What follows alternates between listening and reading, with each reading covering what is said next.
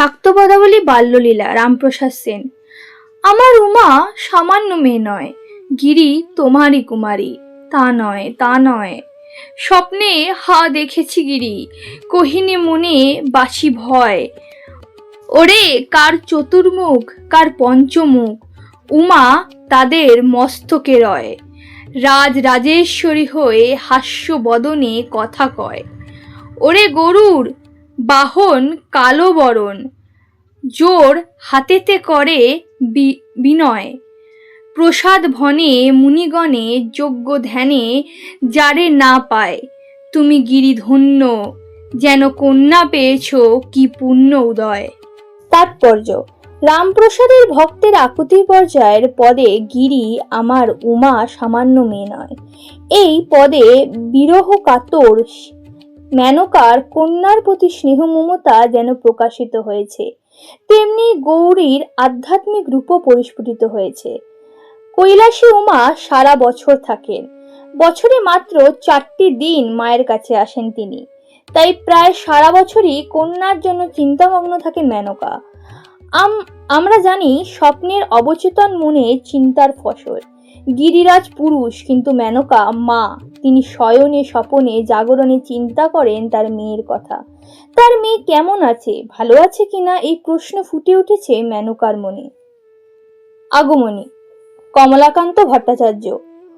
ওরে গিরিরাজ, গৌরী অভিমান করেছে, মনোদুঃখে নারদে কথা না কয়েছে। দেব দিগম্বরে সপিয়া আমারে, মা বুঝি নিতান্ত পাশরেছে। হরের বসন বাকছাল, ভূষণ হারমাল, জটায় কাল ফণি দুলিছে। শিবের সম্বল ধুতুরির ফল, কেবল তোমারই মন ভুলেছে। একে সতীনের জ্বালা না সহে অবলা, যাতনে প্রাণে কত সয়েছে।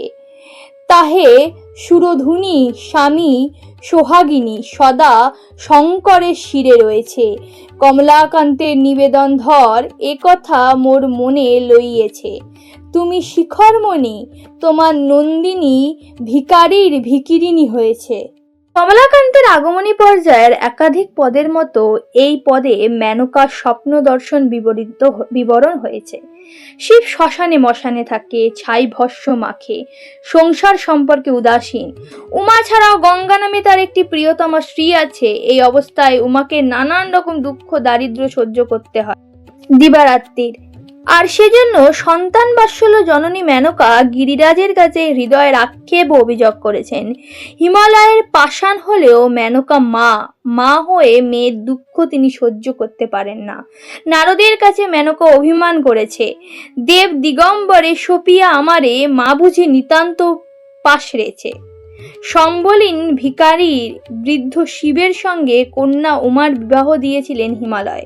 নেশাখোর শিবের সম্বল শুধু ধুতুরার ফল, তার ওপর সতীনের গঙ্গা। তাকে শিব বেশি ভালোবাসেন, সেই সুযোগে কাজে লাগিয়ে গঙ্গা উমা নানান রকম ভাবে পীড়ন করে।